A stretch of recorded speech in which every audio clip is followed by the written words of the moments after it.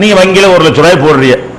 1 லட்சம் ரூபாய் போட்டுட்டு அடுத்த வருஷம் அந்த ரூபாய் என்ன செய்றீங்க, நீங்க வாங்குறீங்க. எவ்வளவுதான் வாங்க போறீங்க? 1 லட்சம் தான் வாங்க போறீங்க. மார்க் அடிப்படையில் வட்டி கூடாது என்று சொன்னால் நம்ம 1 லட்சத்தை போட்டா எவ்வளவுதான் வாங்க போறோம்? 1 லட்சம் தான் வாங்க போறோம். நம்ம போன வருஷம் போட்ட 1 லட்சம் ரூபாயும் இந்த வருஷம் நம்ம வாங்குற 1 லட்சம் ரூபாயும் சமமான மதிப்புடையதா? நம்பர் தான் சமமானது, மதிப்பு சமமானது இல்லை. அந்த 1 லட்சம் ரூபாய்க்கு எவ்வளவு கொள்முதல் பண்ண முடியுமோ அவ்வளவு கொள்முதல் இந்த 1 லட்சம் ரூபாய்க்கு பண்ண இயலாது. அந்த 1 லட்சம் ரூபாய்க்கு எவ்வளவு அரிசி வாங்க முடியுமோ, எவ்வளவு பருப்பு வாங்க முடியுமோ, எவ்வளவு தங்கம் வாங்க முடியுமோ, எவ்வளவு ட்ரெஸ் வாங்க முடியுமோ, எவ்வளவு தட்டுமுட்டு சாமான்கள் வாங்க முடியுமோ அவ்வளவு சாமான் இந்த 1 லட்சம் ரூபாய்க்கு வாங்க முடியுமா? முடியாது. இது 80,000 ரூபாய் மதிப்பு தான் வரும். அன்னைக்கு 1 லட்சம் ரூபாய் நீங்க போட்டு இந்த ஒரு வருஷம் கழிச்சு 1 லட்சம் ரூபாய் வாங்கினீங்கன்னு சொன்னா 80,000 ரூபாய்க்கு உள்ள சாமானை தான் வாங்க இயலுமே தவிர அன்னைக்கு உள்ள 1 லட்சம் ரூபாயோட சாமான என்ன செய்ய முடியாது, நம்ம வாங்க இயலாது. அப்ப என்ன பண்றாங்கன்னா நம்ம இழக்கிறோம்ல, அதுக்காகத்தான் வாங்கலாம்ல அப்படிங்கிறாங்க. வட்டி அடுத்த காரணம். சில பொருளுக்கு இயற்கையான மதிப்பு இருக்குது. எப்படி இயற்கையான மதிப்பு? அரிசிக்கு இயற்கையான மதிப்பு இருக்கிறது, தங்கத்துக்கு இயற்கையான மதிப்பு இருக்கிறது, ரூபாய்க்கு இயற்கையான மதிப்பு இருக்குதா? இல்ல. இயற்கையான மதிப்பு இல்லைங்கிறது எப்படி கண்டுபிடிக்கிறது? ஒரு அரசாங்கம் ஒரு உத்தரவு போட்டு ரூபா நோட்டு செல்லாதுன்னு சொல்லி போடலாம். இன்னையில இருந்து அரிசி செல்லாதுன்னு சொல்லலாமா? சொன்னா சொல்லிட்டு போனா நான் வாங்கி திண்டு போயிடலாம். அரிசி செல்ல, இன்று முதல் பொன்னி அரிசி செல்லாது அப்படின்னு சொல்ல முடியுமா? அது கிறுக்கு பயில செல்லா எப்படி செல்லாம போவேன்? அதை சாப்பிட முடியுமா? இன்று முதல் தங்கம் செல்லான்னு சொல்ல முடியுமா? இன்று முதல் வெள்ளி செல்லான்னு சொல்ல முடியுமா? அப்ப அதுக்கு செயற்கை மதிப்பு, ரூபாய்க்கு மதிப்பு கிடையாது. ரூபாய் என்ன செய்யலாம்? இன்று முதல் 1000 ரூபாய் நோட்டு செல்லாதுன்னா அது எதுக்கு உதவும்? காது குடையிறது தான் உதவும். சுருட்டி காது குடையலாம். 1000 ரூபாய் நோட்டு இன்று முதல் செல்லாது, அது 1000 ரூபாய் அப்புறமேலு. அப்ப இந்த 1000 ரூபாய்க்கு மதிப்பெல்லாம் நம்ம ஒரு அக்ரிமெண்ட் நம்ம கொடுக்கிறோம். அதுக்குன்னு இயற்கையான மதிப்பு கிடையாது. நம்மளா ஒரு பேச்சுவார்த்தை நடத்திக்கிட்டு நம்ம நாடு ஒன்று வச்சுக்கிட்டோம், நம்ம 1 ரூபாய் வச்சுக்கிடுவோம். ஏன்னா தங்கத்தை தூக்கிட்டு எல்லா பக்கம் போக முடியாது, வெள்ளி தூக்கிட்டு எல்லாத்துக்கும் போக முடியாது. அதனால நம்ம ஒரு பேப்பர்ல வச்சு என்ன செய்யறாரு, அந்த ரிசர்வ் வங்கி கவர்னர் கையெழுத்து போடுவார். எல்லா ரூபாயிலும் நீங்க பார்க்கலாம். ரூபா நோட்டை பாத்தீங்கன்னா 50 ரூபாயில 100 ரூபாயில 1000 ரூபாயில 500 ரூபாய் வரைக்கும் என்ன இருக்கு, அவர் கையெழுத்து போட்டு, ரிசர்வ் வங்கியுடைய கவர்னர் இருக்காரு, அவர் கையெழுத்து போடுறாரு. இந்த பேப்பரை கொண்டு வரக்கூடிய ஆளுக்கு 1000 ரூபாய் கொடுக்க நான் கேரண்டி. நீ 1000 ரூபாய்க்கு சாமான் கொடுத்தீங்கன்னா அதுக்கு நான் பொறுப்புங்கிறாரு. அப்ப ரிசர்வ் வங்கிங்கிற கவர்மெண்ட் நான் பொறுப்புன்னு சொல்லி எழுதி தர்ற ஒரு நோட்டு தானே தவிர அதை அதுக்குன்னு இயற்கை அதுக்குன்னு ஒரு மதிப்பே கிடையாது. இந்த பேப்பருக்கு மதிப்பு எவ்வளவு இருக்கு? 1000 ரூபாய் நோட்டுக்கு என்ன மதிப்பு இருக்கு? 50 காசு கூட பெறாது. 1000 ரூபாய் மாதிரி நம்ம நோட்டு தயாரிக்கிறதா இருந்தா 50 காசு 1 ரூபாயில தயாரிச்சு போடலாம். அப்ப 1000 ரூபாயோட யதார்த்தமான மதிப்பு என்ன? அந்த பேப்பர் பிரிண்டிங் காஸ்ட் அதை அடிச்சு பாத்தீங்கன்னா 1 ரூபாய் வரலாம். ஒரு 2 ரூபாய் கூட நல்ல பேப்பர்ல தயாரிச்சு என்ன செய்யலாம்? அதுக்கு என்ன 1000 ரூபாய்? அப்ப 2 ரூபாய் சாமான 1000 ரூபாய் ஆகிற காரணம் என்ன? அது செயற்கையாக அதுல மதிப்பு திணிக்கப்படுகிறது. அப்ப அதனால இப்ப என்ன ஆகுதுன்னு கேட்டா, அரசாங்கம் கூடுது குறையுதுங்கிறாங்கல்ல. அன்னைக்கு 1 லட்சம் ரூபாய் இன்னைக்கு இப்படி குறைஞ்சிருச்சுங்கிறாங்களே, அது நம்ம நாட்டில் உள்ள நிர்வாகம் சரியில்லாத காரணத்தினால் அந்த மாதிரி குறையுதுங்க. எல்லா நாட்டிலையும் குறையாத. அமெரிக்காவில் போன 3 மாசத்துக்கு முன்னாடி போன ரமலான்ல டாலர் ரேட் எவ்வளவு? 40 ரூபாய். இந்திய ரூபாயில டாலருக்கு எவ்வளவு? ஒரு டாலருக்கு எவ்வளவு ரூபாய் கொடுத்தோம்? 40 ரூபாய் கொடுத்தோம். இன்னைக்கு எவ்வளவு? 46 ரூபாய் போச்சுல. போன வருஷம் சவுதி ரியாலுக்கு நம்ம என்ன ரூபாய் கொடுத்தோம்? 10 ரூபாய் 50 காசு கொடுத்தோம். இன்னைக்கு 12 ரூபாய் 60 காசா போச்சா இல்லையா? அப்ப நான் என்ன சொல்றேன்னு கேட்டா, இது உலகத்தில எல்லாம் நடக்கிற விஷயம் கிடையாது. நம்ம நாட்டில் உள்ளவர்கள் இருக்கிற தங்க இருப்பு, அவங்களுடைய கெப்பாசிட்டி தகுந்தவாறு நோட் அடிக்காமல் அவங்க வாட்டுக்கு அதுக்கு மேற்கொண்டு என்ன செய்யறாங்க? அடிச்சு விட்டார்களே. ஆனால் தன்னால குறைஞ்சுதானே போயிரு. அவங்களுடைய என்ன அளவுக்கு அடிக்கிற கெப்பாசிட்டி இருக்கிறதோ அந்த அளவுக்கு நோட் அடிச்சு விடாம அவன் என்ன செய்யறான்? இன்னொரு 10 கோடிக்கு ரூபாய் நோட்டு அடிச்சு விட்டான்னு சொன்னா அதிகமான ரூபாய் புழங்கும் போது தன்னால என்ன ஆயிரும்? 1000 ரூபாயுடைய மதிப்பு 800 ரூபாய் தான் போகும். இன்னும் கொஞ்சம் அடிச்சு விட்டான்னு சொன்னா 1000 ரூபாய் மதிப்பு பணம் புழங்குது, நிறைய புழங்குதுல, சகஜமா நிறைய புழக்கம் வந்துருச்சுன்னு சொன்னா அது 700 ரூபாயா போயிடும். இன்னும் கொஞ்சம் அடிச்சு விட்டான்னு சொன்னா அப்படித்தான் ஆகும். அது காரணம் என்ன? இவங்களுடைய கோளாறுனால் அது ஏற்படுதே தவிர எல்லா உலகத்திலும் இப்படி ஏற்படாது. நாடுகள்ல வேண்டாம் செய்யும், ரூபாயை அடிச்சடிச்சு விட்டு ஒண்ணுமே அவன் இருக்காது. அவன் பாட்டு நோட் அடிச்சு விட்டுட்டே இருப்பான். அப்ப நீ நியாயமான முறையில் ஒரு பொருளாதாரத்தில் என்ன நேர்மையை கடைபிடிக்கணுமோ அத அரசாங்கம் கடைபிடிக்கிறது இல்ல. மக்களை கவனிச்சு நம்ம செய்யலாமா? நம்மகிட்ட இவ்வளவுதான கெப்பாசிட்டி இருக்கிறது, இதுக்கு மேல நோட் அடிச்சு விட்டோம்னு சொன்னா 1 கோடி ரூபாய்க்கு தங்கத்தை வச்சுக்கிட்டு 2 கோடி ரூபாய் நோட் அடிச்சு விட்டோம்னு சொன்னா அது அநியாயம் தானே. நம்மகிட்ட என்ன இருக்குது அதுதானே என்ன செய்யணும்? நம்முடைய வளத்துக்கு தகுந்த மாதிரி நோட் அடிக்கணுங்கிறது நிறைய மீறுற காரணத்தினால் நம்ம நாட்டில் இப்படி ஏற்படுகிறது. அதே நேரத்தில் ஒரு $1000 வாங்கி என்ன செய்றீங்க? பேங்க்ல டெபாசிட் பண்றீங்க. போன வருஷம் எவ்வளவு கிடைச்சிருக்கு? 40,000 ரூபாய் கிடைச்சிருக்கும். அப்ப 40,000 கிடைச்சிருக்கும்ல. போன வருஷம் $1000 டெபாசிட் பண்ணிட்டு இந்த வருஷம் எடுக்கிறீங்க. இப்ப எவ்வளவு கிடைக்கும் உங்களுக்கு? 46,000 ரூபாய் கிடைக்குமா இல்லையா? குறையிறது மட்டும் கூட தானே செய்யுது. அது கூடுறது குறையுது. இந்த இன்னமும் குறைஞ்சுதான் ஆகுங்கிற மாதிரி பேசுறாங்க. எப்படி பேசுறாங்க? பேங்க்ல வச்சால குறைஞ்சுதான் ஆகும். அது குறையிறதுக்கு காரணம் கவர்மெண்டுடைய சிஸ்டம் சரியில்லை, கவர்மெண்டுடைய நிர்வாகம் சரியில்லை. நாளைக்கு சரியான நிர்வாகம் அமைஞ்சா கூடவும் செஞ்சிருமே. அப்ப என்ன செய்வீங்க? வங்கி வட்டி வாங்கக்கூடாதுன்றீங்க. அப்ப மட்டும் மாறிடுமா சட்டம்? அப்ப நல்லா புரிஞ்சுக்கிறேன். அதனால என்ன நம்ம பாதிக்க தான் போடுறோம், அது சந்தேகம் கிடையாது.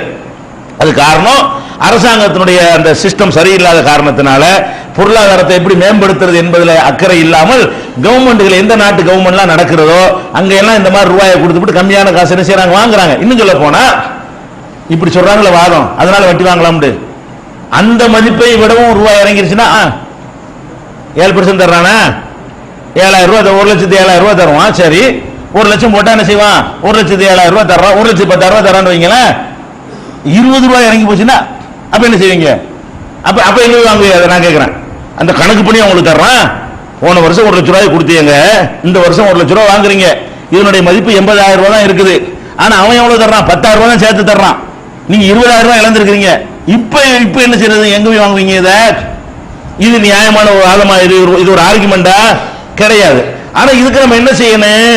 இஸ்லாத்தின் அடிப்படையில் நம்ம அறிவுபூர்வமா சிந்திச்சு பார்த்தோம்னு சொன்னா நம்ம இதுல கடன் கொடுத்தவர்களுக்கெல்லாம் கூட இந்த மாதிரி ஏற்படும். இத வட்டி வெட்டுருங்க. ஒரு ஆள்கிட்ட நம்ம கடன் கொடுக்குறோம், கடன் கொடுத்துட்டு நம்ம வாங்கின நஷ்டப்படுறோமா இல்லையா? ஒரு ஆள்கிட்ட வந்துங்க நம்ம ஒரு முக்கியமான ஒரு தேவைக்காக வேண்டி அந்த ரூபாயை வச்சிருக்கிறோம், வீடு கட்டணும்னு வச்சிருக்கிறோம். இன்னைக்கே அந்த 5 லட்ச ரூபாய் வீடு கட்டியிருந்தா 5 லட்ச ரூபாய்க்கு நான் கட்டியிருக்கலாம். நான் என்ன செய்யறேன்? கட்டலான்னு இருக்கும்போது நீங்க ஒரு நெருக்கமான ஒரு ஆள் வந்து கேட்கறீங்க, அடுத்த வருஷம் தந்துடுறேன், கொஞ்சம் ரூபாய் தாங்க. நான் உங்களுக்கு தந்துடுறேன். அடுத்த வருஷம் நீங்க ஒரு 5 லட்ச ரூபாய் திருப்பி தர்றீங்க. 5 லட்ச ரூபாய்க்கு நான் அஸ்திவாரம் தான் போடலாம். முதல்ல வீட கட்டலான்னு இருந்துச்சு 5 லட்ச ரூபாய்க்கு. நீங்க தரக்கூடிய ஒரு வருஷம் கழிச்சு வர்ற 5 ரூபாய்க்கு என்ன செய்யலாம்?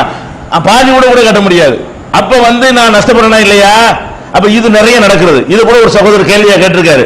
நம்ம கொடுக்கல் வாங்கல பூரா நம்ம நஷ்டப்படுறோமே, பேங்க்ல வச்சாலும் நஷ்டப்படுறோம், கடன் கொடுத்தாலும் நஷ்டப்படுறோம், நம்முடைய பொருளாதாரம் பாதிக்கப்படுது. அப்படிங்கிற உண்மைதான், பாதிக்கத்தான் படுது. உண்மையில நம்ம அதுக்கு அந்த கடனை திருப்பி செலுத்தும் பொழுது கடன் திருப்பி செலுத்தவர்கள் என்ன செய்யறாங்க? உண்மையில பார்த்தால் இவனை சுரண்ட தான் செய்யறாங்க. உண்மையா பார்த்தா ஏன்னா இதுக்கு சேருக்கு மதிப்பு கிடையாது, பேப்பருக்கு மதிப்பு கிடையாதுல. பேப்பருக்கு மதிப்பு இல்லைன்னு தெரிஞ்சுக்கிட்டு பேப்பர்ல நீங்க பேசுனீங்கன்னா அது எப்படி நியாயமாகும்? அப்ப நீங்க என்ன செய்யணும்? கொடுக்கல் வாங்கல எல்லாம் அதை நீங்க தங்கத்தை அடிப்படையாக கொண்டு நீங்கள் அமைத்துக் கொள்வீர்களே, ஆனால் அது எப்படிப்பட்டதா இருக்கும்? உங்களுக்கு அதிக சேஃப்டி உள்ளதா இருக்கும். உங்களுடைய காரியம் நிறைவேறும். தங்க தான் நிலத்தை நிர்ணயிக்கக்கூடியதா இருக்கிறது. 1 லட்ச ரூபாய் என்ற கடன் கேட்கிறாரா? இங்க வர்றதுங்க, இன்னைக்கு பேப்பர் எடுத்துட்டு வா. எவ்வளவு போட்டுருக்கு தங்கம்? பார்த்துக்கிட்டியா? எவ்வளவு ரேட்டு போட்டுருக்கு இன்னைக்கு? இந்த ரூபாய்க்கு நான் இவ்வளவு தங்கம் இன்னைக்கு வாங்கியிருப்பேன். பார்த்துக்கிட்டே 10 பவுன் வாங்கலாம். பாத்தியா? 10 பவுனுக்கு நான் உன்கிட்ட காசு தர்றேன். எப்படி கொடுக்கணும்? 10 பவுனுப்பா, நல்லா பாத்துக்கப்பா. இது பேப்பருக்கு மதிப்புலாம் கிடையாது. நீங்க செயற்கையான ஒன்றை நீங்கள் கொடுக்கல் வாங்கலுக்கு நீங்க பயன்படுத்துறதுனால நீங்க நஷ்டப்படுறீங்க. மார்க் அடிப்படையில் என்ன? இதுக்கு ஒரு மதிப்பே இல்லை. செல்லாட்ட என்ன செய்வீங்க? 1000 ரூபாய் நோட்டை வாங்கிட்டு செல்லா இந்த நோட்லாம் செல்லாது இல்லைன்னு சொல்லுவீங்களா? நீங்க 1000 ரூபாய் நோட்டா உங்களுக்கு கடன் தர்றேன், அடுத்து அதை கொண்டு உங்களுக்கு காரியம் நிறைவேறிச்சு, அடுத்த நாள் 1000 ரூபாய் நோட்டு செல்லாதுங்கிறான். நான் என்ன செய்யறேன்? செல்லாத 1000 நோட்டு போய்கிட்டு இந்தாங்க நீங்க கொடுத்த 10,000 ரூபாய் வாங்கிக்கிறேன். அப்ப இதுக்கு செயற்கை மதிப்பே கிடையாது. இது ஒரு நல்ல ஒரு கொடுக்கல் வாங்கலே கிடையாது. நம்ம என்ன செய்யணும்? இந்த பாருப்பா, இப்ப நான் வாங்கினா 10 பவுன் நகை வாங்கியிருப்பேனா இல்லையா? அந்த ரூபாய் தான் உன்கிட்ட தர்றேன், இந்த வச்சுக்க. நீ அடுத்த வருஷம் தரும்போது 10 பவுன் நகைக்கு மார்க்கெட்டை பார்த்து அந்த ரூபாய் 10 பவுன் நகையை கொடு. இதெல்லாம் ஒண்ணு, இது சும்மா பொய், இது போலி. இந்த ரூபாய்களை கொண்டு மதிப்பிடுறது என்னது? உண்மை இல்ல, அது ஒரு போலித்தனமான ஒன்று. நம்ம ஒரு சிஸ்டத்துக்காக வேண்டி, ஒரு யூனிட்டுக்காக வேண்டி ஒரு நாடு செய்கிறது. நாடு ஒழுங்கா நிர்வாகம் பண்ணலன்னா இந்த கடன் கொடுத்தவெல்லாம் பாதிக்கப்படுவான், பேங்க்ல போட்டவெல்லாம் பாதிக்கப்படுவான், எல்லாரும் பாதிக்கப்படுவான். ரூபாய் அடுக்கி வச்சுக்க அவனும் பாதிக்கப்படுவான். நமக்கு தெரியாமலேயே நம்முடைய ரூபாய்கள் என்ன செய்ய, நம்பர் மட்டும் அப்படி இருக்கு, உள்ள சரக்கு போயிடும். அது 20% உறிஞ்சிருவாங்க, வழங்குதா? அது 20% உறிஞ்சப்பட்டு 80% உடைய சத்து உள்ளதா தான் அந்த ரூபாய் இருக்கும். அப்ப நம்ம என்ன பண்ணணும்? தங்கத்தை பேஸாக வைத்து நீங்கள் சேர்த்து வைக்கிறதா இருந்தா கூட, ஒரு மார்க்கத்துக்கு வெளியே நின்று சொல்வதாக இருந்தால் உங்களுக்கு சேஃப்டியானது என்ன? பேங்க்ல உடனே பணத்தை போடுறீங்களா? பணத்தை போடாதீங்க, அந்த ரூபாய்க்கு தங்கத்தை வாங்க, லாக்கர்ல கொண்டு வைங்க. மதிப்பு ஏறும். உங்களுக்கு ரூபா கணக்கில் பாத்தீங்கன்னா இவன் என்ன வட்டி கிழிச்சிட போறாங்க. நீங்க தங்கத்தை வாங்க, ஒரு 100 பவுன் தங்கத்தை வாங்கி கொண்டு லாக்கர்ல வைங்க. அடுத்த வருஷம் 100 பவுன் தங்கத்தை கையில் எடுங்க, தேவைப்படும் போது எடுங்க. இதுக்கு என்ன மதிப்பு? இப்ப அடுத்த வருஷம் எடுத்தீங்கன்னா கூட இருக்கும் இல்லையா? அப்ப நீங்க அறிவுபூர்வமாக நீங்க ஏன் பேப்பரை கொண்டு வைக்கிறீங்க?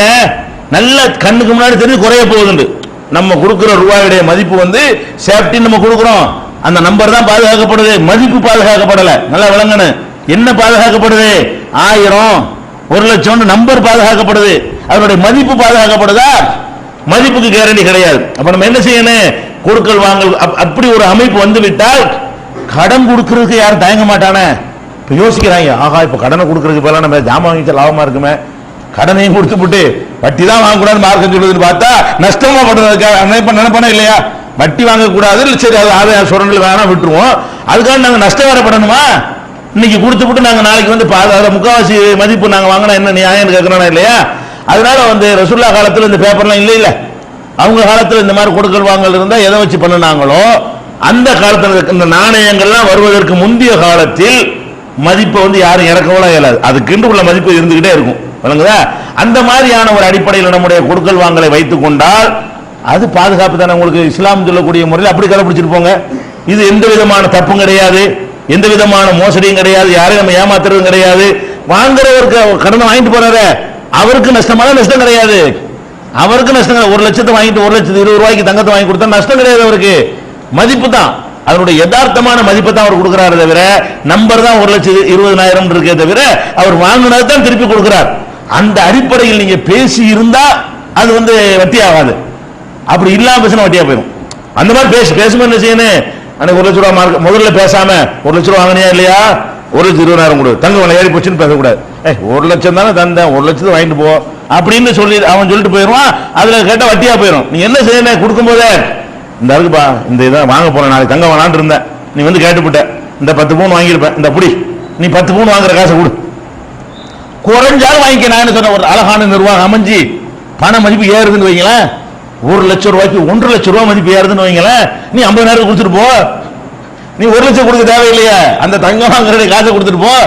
அதை குறைஞ்சா குறை, கூட்டினா கூட்டு, யாருக்கு அதான் லா தல்ரிமூன் வலா துலமூன், நீங்களும் யாருக்கும் அநியாயம் செய்ய அல்லாஹ் சொன்னால வட்டியை சொல்லும்போது நீங்களும் யாருக்கும் அநியாயம் செய்ய வேண்டாம், உங்களுக்கும் யாரும் அநியாயம் செய்ய வேண்டாம், நீங்கள் அநியாயம் செய்யவும் கூடாது, அநியாயம் செய்யப்படவும் கூடாது என்ற அடிப்படையில் பார்த்தால் இது இஸ்லாத்தினுடைய பேசிக். நம்ம யாருக்கும் அநியாயம் செய்யக்கூடாது, நமக்கு எவன் அநியாயம் செய்யக்கூடாது.